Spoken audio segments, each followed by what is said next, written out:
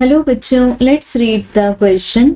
The centre of mass of A system of particles does not depend upon.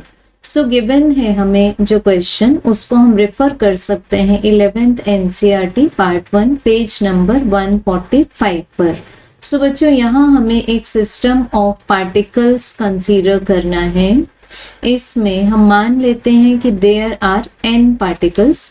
सो हमें बताना है कि where centre of mass depends on which of the following options. Means ये centre of mass किस पर depend नहीं करेगा।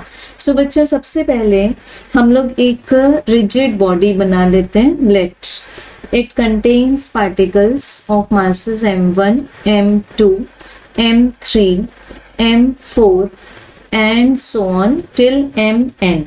अब बच्चों, हमें एक रेफरेंस पॉइंट के अबाउट इनके पोजीशन वेक्टर्स बता देते हैं। r1 vector, then r2 vector, this is r3 vector, this is r4 vector और nth पार्टिकल के लिए हम लोग बना लेते हैं rn वेक्टर।